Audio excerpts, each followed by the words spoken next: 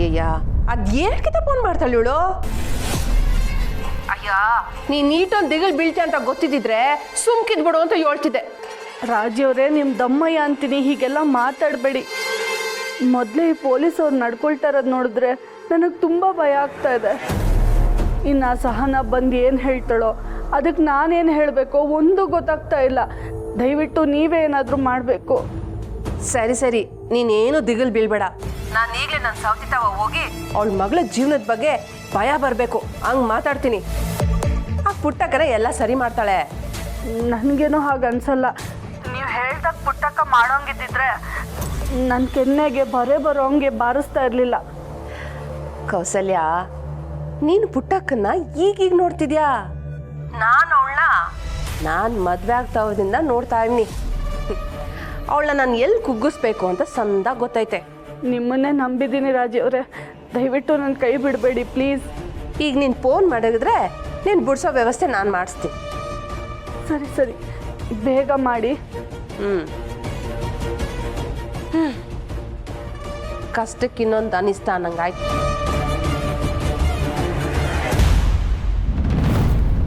ನೋಡಿ ಮೇಡಮ್, ನಿಮ್ಮ ತಂಗಿ ಸ್ನೇಹ ಅವ್ರು ಕೊಟ್ಟಿರೋ ದೂರಿಗಿಂತ ನಿಮ್ಮ ಹೇಳಿಕೆನೇ ಮುಖ್ಯ. ಈಗ ನಿಮ್ಮ ತಂಗಿ ಕೊಟ್ಟಿರೋ ದೂರಿನ ಬಗ್ಗೆ ನೀವೇನು ಹೇಳ್ತೀರಾ ಮೇಡಮ್? ಸಹನ ಅವರೇ, ಏಯ್ ನಿಂತ್ಕೊಳ್ಳೋ, ಇಲ್ಲಿ ಬೇರೆ ಯಾರೂ ಮಾತಾಡೋಂಗಿಲ್ಲ. ನೀವು ಹೇಳಿ ಮೇಡಮ್ ಧೈರ್ಯವಾಗಿ. ಇವ್ರ ಮೇಲೆ ದೂರಿಲ್ಲ ಅಂತೇಳಿ ಈಗಲೇ ಬಿಟ್ಟು ಕಳಿಸ್ತೀನಿ. ಮೇಡಮ್, ನನ್ನ ಪ್ರಶ್ನೆ ಇವಾಗ, ನಿಮ್ಮ ತಂಗಿ ದೂರು ಕೊಟ್ಟಿರೋದು ಸರಿನಾ?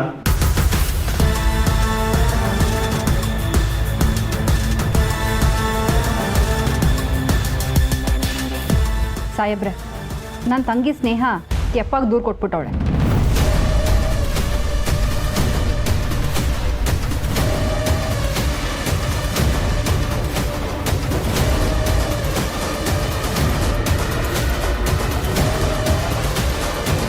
ಅಕ್ಕ, ಯಾಕೆ ಹೀಗೆ ಹೇಳ್ತಿದ್ಯಾ? ಸ್ನೇಹ, ನೀನು ತೆಪ್ಪು ಮಾಡಿಬಿಟ್ಟೆ ಕಣವಿ. ಸಾಹೇಬ್ರೆ, ನನ್ನ ತಂಗಿ ಬರೀ ಕೌಸಲ್ಯ ಅವ್ರ ಮ್ಯಾಕ್ ಮಾತ್ರ ದೂರು ಕೊಟ್ಟವಳೆ. ಅವ್ರ ಹಳೆಯ ಸುಕುಮಾರ್ ಮ್ಯಾಕ್ ದೂರು ಕೊಟ್ಟಿಲ್ಲ.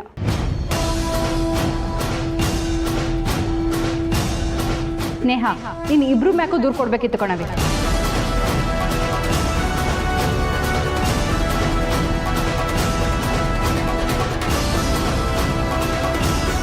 ಸರ್, ನನ್ನ ಸೊಸೆಗೆ ನನ್ನ ಕಂಡ್ರೆ ಆಗಲ್ಲ ಸರ್.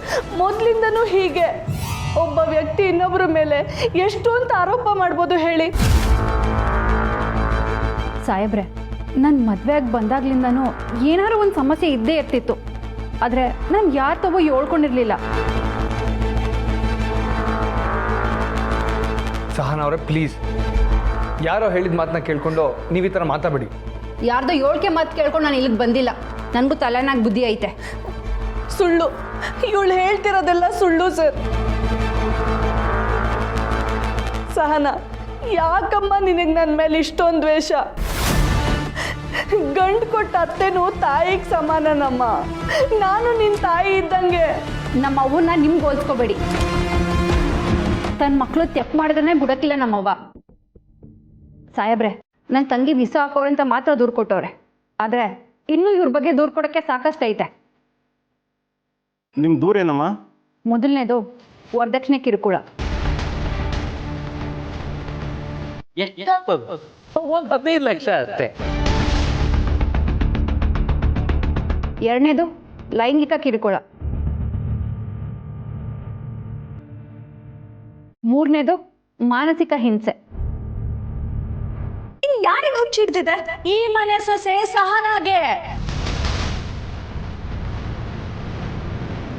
ನಾಲ್ಕನೇದು ನನ್ನ ಒಡವೆ ಕದ್ದವ್ರೆ. ಐದನೇದು ಕೊಲೆ ಆರೋಪ. ಆ ಸಹನ ಮಾತ್ರ ಬದುಕಿರಬಾರ್ದವಳಿ ಅಂದರೆ ನನ್ನ ಮಗನ ನನ್ನಿಂದ ದೂರ ಮಾಡಕ್ಕೆ ಬಂದವಳು ಈ ಪ್ರಪಂಚದಿಂದ ದೂರ ಆಗಬೇಕು ಅಷ್ಟೇ. ನನ್ನ ಮದುವೆ ಆಗಲಿಕ್ಕೆ ನಮ್ಮ ಮತ್ತೆ 15 ಲಕ್ಷ ತಗೊಂಡವಳೆ.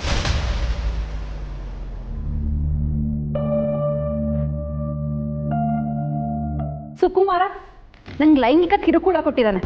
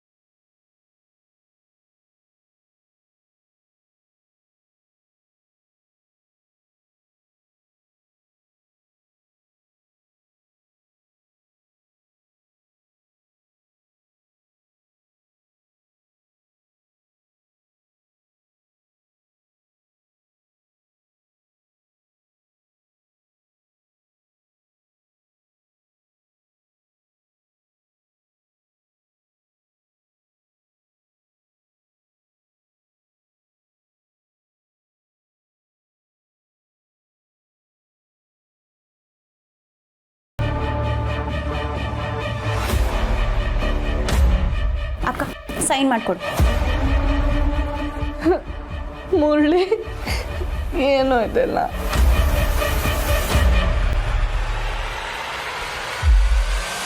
ತಕೊಳ್ಳಿ ಸಾಹೇಬ್ರೆ ದೂರು. ರೀ ಮಂಜುಳವ್ರೆ, ಇವ್ರನ್ನ ಒಳಗಡೆ ಯಾಕ್ರಿ? ಮುರಳಿ, ಮುರಳಿ, ನನ್ನನ್ನು ಬಿಡಿಸ್ಕೊಳಮ್ಮ ಮುರಳಿ, ನಾನೇನು ಮಾಡಿಲ್ಲ ಕಣು.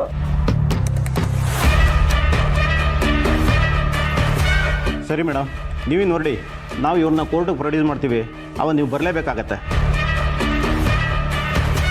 ಸರಿ. Okay madam. Thank you sir.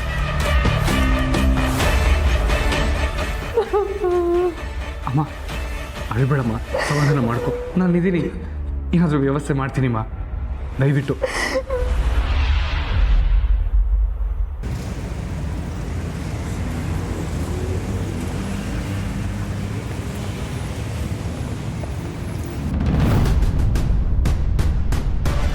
ಮನೇನು ಇಷ್ಟೊಂದು ನಿಶಬ್ದವಾಗೈತಲ್ಲ, ಅದಕ್ಕೆ ಬೇಸಿಗೆನಾಗೂ ತಂಪಾಗೈತೆ.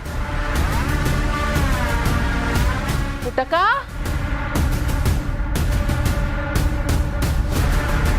ಇಲ್ಲೇ ಅವಳೆ. ಪುಟ್ಟಕ್ಕ, ಇದ್ಯಾಕೆ ಹಿಂಗೆ ಕುಂತ್ಬಿಟ್ಟೆ? ಹುಷಾರಾಗಿದ್ಯಾ ತಾನೇ? ರಾಜವ್ವ, ನಾನೀಗ ಮಾತಾಡೋ ಪರಿಸ್ಥಿತಿ ಆಗಿಲ್ಲ, ನೀನು ಹೋಗು. ಗೊತ್ತೈತೆ, ವಿಷಯ ತಿಳ್ಕೊಂಡೆ ನಿನಗೆ ಸಮಾಧಾನ ಮಾಡೋಗುವ ಅಂತ ಬಂದೆ. ನಿನ್ನ ಹಣೆಯಾಗೇನೋ ಒಂಟಿಯಾಗಿ ಬದುಕಬೇಕು ಅಂತ ಬರ್ದಿತ್ತು.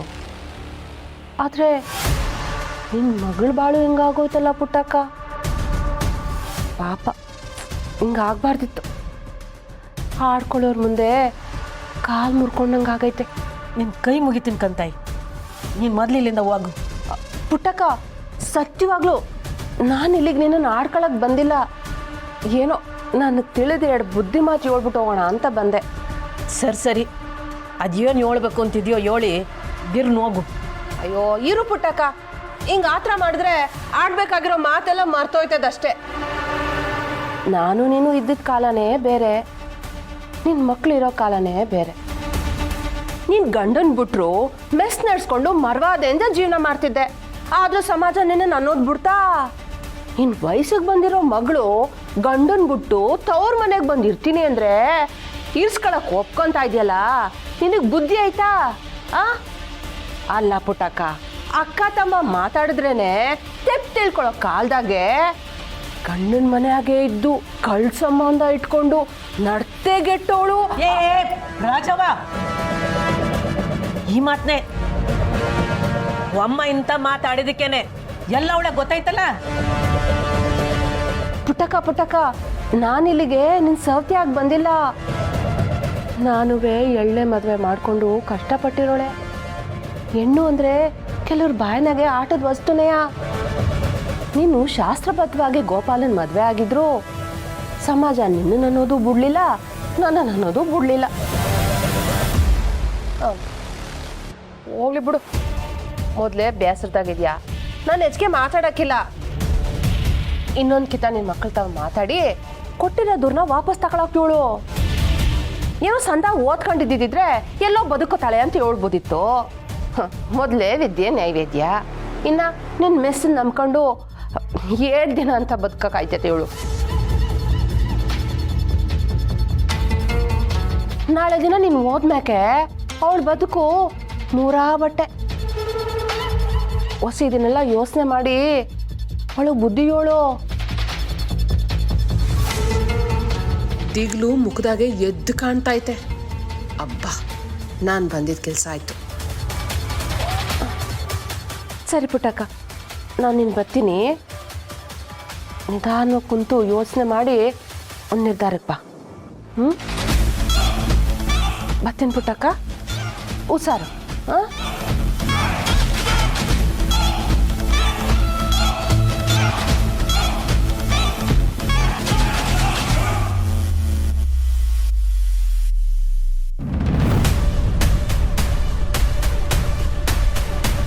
ಓ, ಮೈಕ್ ಸೆಟ್ ನಮ್ಮ ಮನೆ ಮುಂದೆ ಬಂದು ನಿಂತ್ಬಿಟ್ಟಿದೆ. ನಾನು ಮೈಕ್ ಸೆಟ್ಟೆ, ಆದರೆ ಇದ್ರಾಗ ಬರೋ ಸುದ್ದಿ ಮಾತ್ರ ಪುಟ್ಟಕ್ಕಂದು ಪುಟ್ಟಕ್ಕನ ಮಕ್ಕಳದು. ಪುಟ್ಟಕ್ಕ ನಿನ್ ಮಕ್ಳು ದೂರ ವಾಪಸ್ ತಕೊಂಡ್ ಬಂದವ್ರೆ, ತಲೆಗೆ ಹಳ್ಳಿನ ಹೆಚ್ಚಿ ನೆತ್ತಿನ ಒಸಿ ತಣ್ಣಂಗ್ ಮಾಡು. ಅಂತೂ ದೂರ ವಾಪಸ್ ತಗೊಂಡ್ರಲ್ಲ ಅದೇ ಸಮಾಧಾನ. ಯಾಕೆ ಗಂಡನ್ ಬಿಟ್ಟು ಬದುಕಕ್ ಆಗಕ್ಕಿಲ್ಲ ಅಂತನಾ? ಗಂಡನ್ ಬಿಟ್ಟು ಬದುಕಕ್ ಆಗಕ್ಕಿಲ್ಲ ಅಂತ ತಾನೆ ದೂರ್ನ ವಾಪಸ್ ತಗೊಂಡು ಮುಟ್ಟಿದ್ರೆ ಮುನಿಯಂಗೆ ಮುಖ ಮುಚ್ಕೊಂಡು ಬಿಲ್ಲ ಸೇರ್ಕತ್ತಿರೋದು. ನನ್ಗಂತೂ ಸಾನೆ ಖುಷಿ ಆಯ್ತಾಯ್ತು.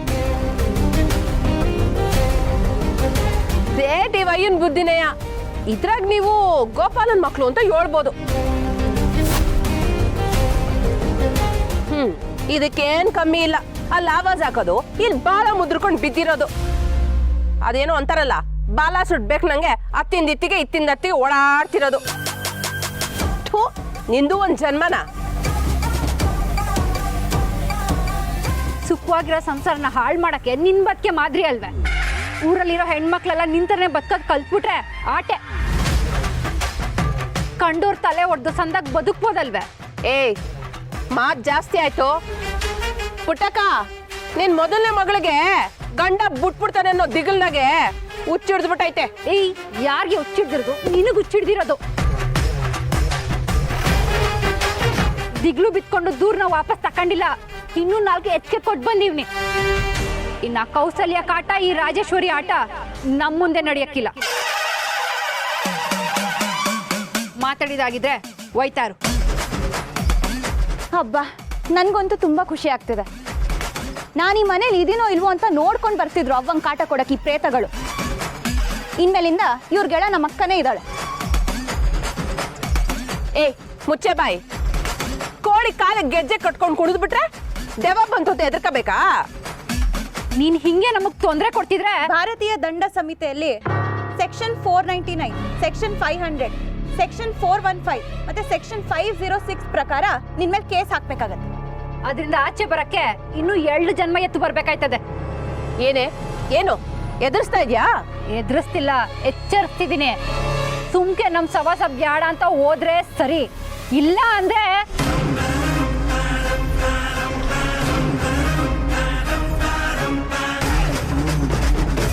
ಓ ಪುಟ್ಟಕ್ಕ, ನಿಮ್ ಬಾಳ ಬೀದಿಗೆ ಬಂದಿದ್ರು ನಿನ್ ಮಕ್ಳಿಗಂತೂ ಬುದ್ಧಿ ಬಂದಿಲ್ಲ. ಎಂತ ನಡತೆ ಗೆಟ್ ಮಕ್ಳಿಗೆ ಜನ್ಮ ಕೊಟ್ಬಿಟ್ಟು. ಒಂದೊಂದೇ ಎಷ್ಟೇ ಧೈರ್ಯ ನಿಂಗೆ?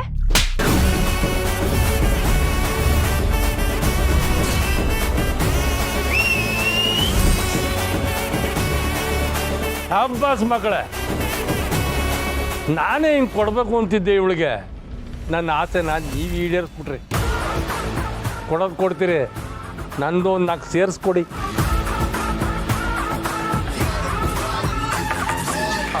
ನಿಮ್ಮೆಲ್ರಿಗೂ ಒಂದ್ ಗತಿ ಕಾಣಿಸ್ಲಿಲ್ಲ ಅಂದ್ರೆ ನನ್ನ ಹೆಸರು ರಾಜೇಶ್ವರಿನೇ ಅಲ್ಲ. ಹೆಣ್ಮಕ್ಳ ನೀವು ಹೆಮ್ಮಾರಿಗಳು. ನಿಮ್ಮವ್ವ ನಂಗೆ ನೀವು ಒಂಟಿ ಬದುಕಬೇಕು, ಅದೇ ನನ್ನ ಶಾಪ. ಅದೇ ದಿನ ಮೆರೀರಿ, ಆಮೇಲೆ ಚಾಪೆ ಸುತ್ಕೊಂಡು ಹಾಳಾಗಿ ಹೋಗ್ತೀರಾ.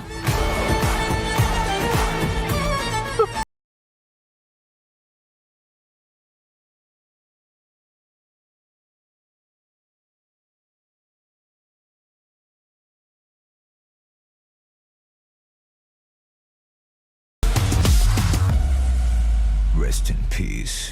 ನೋಡಿ, ನಿಮ್ಮ ಹೆಂಡತಿ ಕೊಟ್ಟಿರೋ ಕಂಪ್ಲೇಂಟ್ ಅಲ್ಲಿ ಇವ್ರು ಭಾಗಿಯಾಗಿದ್ದಾರೆ ಅಂತ ಇವ್ರನ್ನ ಅರೆಸ್ಟ್ ಮಾಡ್ತಾ ಇದ್ದೀನಿ. ಮುಳ್ಳಿ, ನಾನೇನು ತಪ್ಪು ಮಾಡಿಲ್ಲ ಕಣೋ. ಏಯ್, ಬಾಯಿ ಮುಚ್ಕೊಂಡು ಜೀಪ್ ಹತ್ತಿದ್ರು ಸರಿ, ಇಲ್ಲಾಂದ್ರೆ ಜೀಪಲ್ಲೇ ಏರೋಪ್ಲೇನ್ ಎತ್ತಿಸ್ಕೊ ಕರ್ಕೋಬೇಕಾಗತ್ತೆ. ರೇ ಕಾನ್ಸ್ಟೇಬಲ್, ಎಳ್ಕ ಬಂದ್ರಿ ಇವನ್ನ. ಇರಪ್ಪ, ಎಳ್ಕ ಬಂದ್ರು. ನೋಡಿ, ಬೇಗ ಬರೋ, ಒಳ್ಳೆ ಲಾಯರ್ನ ಕರ್ಕೊಂಬರೋ, ಇಲ್ಲಾಂದ್ರೆ ಟಿಕೆಟ್ ಇಲ್ದ್ರೆ ಏರೋಪ್ಲೇನ್ ತುರ್ಸ್ಬಿಡ್ತಾರೆ ಕಣೋ. ಮುಳ್ಳಿ, ಪ್ಲೀಸ್ ಕಣೋ, ಬೇಗ ಬರೋ. ಸಹನ ಅವ್ರನ್ನ ಮದುವೆ ಆಗಿದ್ದಕ್ಕೆ ನಮ್ಮ ಮನೆಯವರೆಲ್ಲ ಜೈಲ್ಗೆ ಹೋಗೋ ಪರಿಸ್ಥಿತಿ ಬಂತು. ಸಹನವರು ಹೀಗೆ ಮಾಡೋಕ್ ಸಾಧ್ಯನಾ ಅಂತ ಅನಿಸ್ತಿದೆ. ಇನ್ನೊಂದ್ಸಲ ನಾವು ಸಹನವ್ರ ಹತ್ರ ಮಾತಾಡೋಣ. ಅವ್ರು ನಮ್ಮ ಮಾತು ಕೇಳಲ್ಲ. ಇಷ್ಟು ದಿವಸದಿಂದ ಅವ್ರು ಇದಕ್ಕೋಸ್ಕರನೇ ಕಾಯ್ತಿದ್ರು ಅನ್ಸುತ್ತೆ. ಎಲ್ಲ ಮೋಸ. ಮುರಳಿ, ಈ ಟೈಮಲ್ಲಿ ನೀನು ಧೈರ್ಯ ಕಳ್ಕೊಬೇಡ, ತುಂಬ ಕಷ್ಟ ಆಗುತ್ತೆ.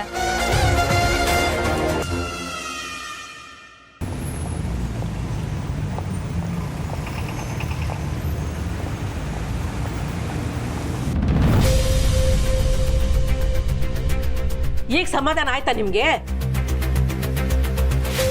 ಅದೇನು ಅಂತ ಉಟ್ಬಿಟ್ಟಿದ್ರೆ ನನ್ನ ಹೊಟ್ಟೆ ಒಳಗೆ ನೀವು. ಬೇಡ ಬೇಡ ನನ್ನ ಮಾತು ಕೇಳಿ ಅಂದ್ರೂ ಕೇಳಿಸ್ಕೊಳ್ದೆ ಹಂಗೆ ಹೋದ್ರಲ್ಲ. ಏನು ಸಾಧಿಸ್ಬಿಟ್ಟು ಬಂದ್ರಿ ನೀವು? ಅವ್ವ, ಯಾಕೆ ಇಷ್ಟೊಂದು ಟೆನ್ಷನ್ ತಗೋತಿದ್ಯಾ? ಆ ರಾಜಿ ಮಾತಾಡಿದಕ್ಕೆಲ್ಲ ನೀನು ಇಷ್ಟೊಂದು ತಲೆ ಕೆಡ್ಸ್ಕೊಂಡ್ರೆ ಹೇಗೆ? ನೋಡವ್ವ, ಆ ಕೌಸಲ್ಯಂಗೆ ಮಾತಾಡ್ಬೇಡ ನೀನು, ಮಾತಾಡ್ಬೇಡ. ನಿನಗೆ ಸುಮ್ಕಿದ್ರೆ ಸರಿ, ಎಲ್ಲ ನಿನ್ನಿಂದನೇ ಆಯ್ತಾ ಇರೋದು. ಶಾನ ಓದ್ಕೊಂಡಿದ್ದೀನ ದಿಮಾಕು ನಿಂಗೆ. ಏನೋ ದೇವ್ರು ಕೊಟ್ಟಿದ್ದನ್ನ ನೆನಪು ಮಾಡ್ಕೊಂಡು ದೊಡ್ಡವ್ರು ಹೇಳ್ದಂಗೆ ಕೇಳ್ಕೊಂಡು ಹೋಗೋಣ ಅನ್ನಂಗಿಲ್ಲ. ಯಾಕ್ರೆ ಹಿಂಗೆ ನನ್ನ ಹೊಟ್ಟೆ ಉರಿಸ್ತಾ ಇದ್ದೀರಾ? ನನ್ನ ಮಾತನ್ನ ಹಿಂಗೆ ಅಲ್ಗಳಿಯೋರು ಇನ್ನು ನಿಮ್ಮ ಅತ್ತೆ ಮನೆಗಳಿಗೆ ಹೆಂಗಿರ್ಬೋದು ನೀವು?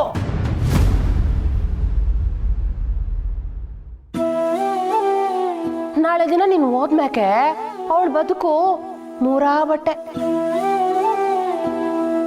ಹೊಸ ಇದನ್ನೆಲ್ಲ ಯೋಚನೆ ಮಾಡಿ ಅವಳು ಬುದ್ಧಿ ಹೇಳು.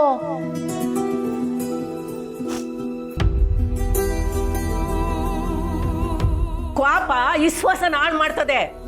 ಅಹಂಕಾರ ನಿಮ್ಮ ಒಳಗಿರೋ ಒಳ್ಳೆತನ ನಾಶ ಮಾಡ್ಬಿಡ್ತದೆ. ಹೆಣ್ಮಕ್ಳಿಗೆ ಇಷ್ಟೊಂದು ಆಟ ಇದ್ರೆ ಬದುಕು ನಾಶ ಆಗ್ಬಿಡ್ತದೆ, ತಿಳ್ಕೊಳ್ಳಿ. ಯಾಕೆ ಪುಟ್ಟಮ್ಮಿ ಸುಮ್ಕೆ ಮಕ್ಕಳ ಮೇಲೆ ರೇಗ್ತೀಯಾ? ಅದ್ ಸರಿ, 20 ವರ್ಷದಿಂದ ನಾನು ಹಿಂಗ್ ಕೂಗಾಡಿ ನಿನ್ನ ಅದ್ಬಸ್ತಾಗಿ ಇಟ್ಕೊಂಡಿದ್ರೆ ನನ್ನ ಬದುಕಿ ಇವತ್ತು ಹಿಂಗಿರ್ತಿರ್ಲಿಲ್ಲ.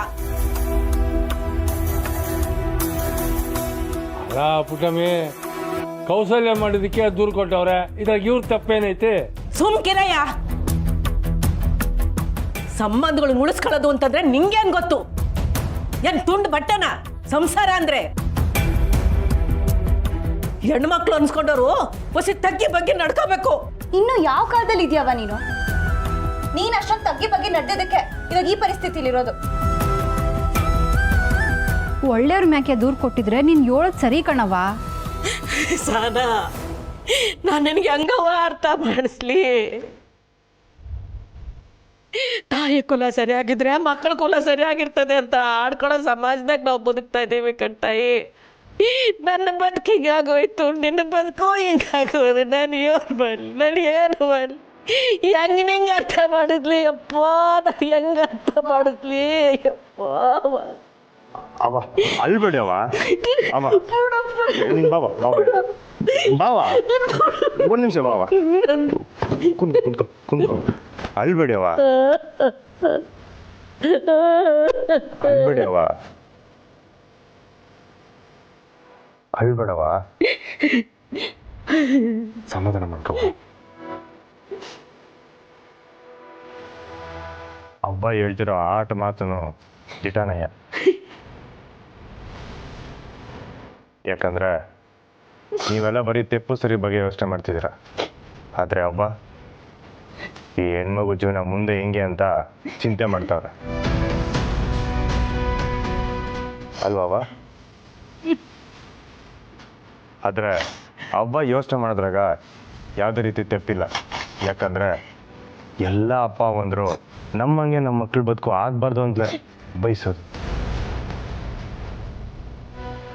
ಈಗ ನಮ್ಮನೆ ಈ ಸೆನೆ ತಗೊಳ್ಳಿ. ನಂಜಮ್ಮ ಹೊಸು ಕಾಟ ಕೊಟ್ಟಾಗ ಹೊಸುನ ಕರ್ಕೊಂಬಂದು ನಮ್ಮ ಮನೆಗೆ ಇಟ್ಕೊಂಡ್ರು.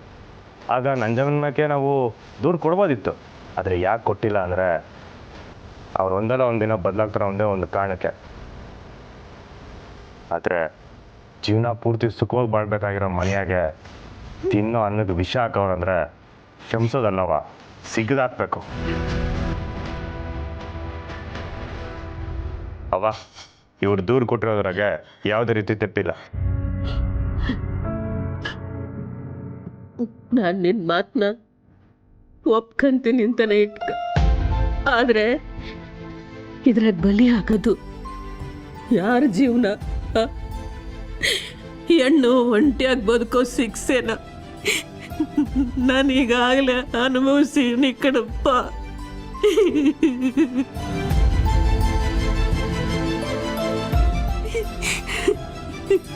ಅವ ಬರೀ ಕೆಡಕನ ಬಯಸೋರೆ ಆಕಾಶದ ತಲೆ ಎತ್ಕೊಂಡು ಓಡ್ತಿರ್ಬೇಕಾದ್ರೆ ಇನ್ನು ಒಳ್ಳೇದನ್ನೇ ಬಯಸೋ ನೀವು ಯಾವತ್ತೂ ತಲೆ ತಗ್ಸ್ಲೇಬಾರ್ದು. ಅದೇನು ಬತ್ತೈತೋ ಬರಲಿ, ಅದನ್ನು ಎದುರ್ಸೋಕ್ಕೆ ನಿಮ್ಮ ಜೊತೆ ನಂದಿ ಹಂಗೆ ಈ ಶ್ರೀಕಂಠೇಶ್ವರ ಇದ್ದೇ ಇರ್ತದೆ.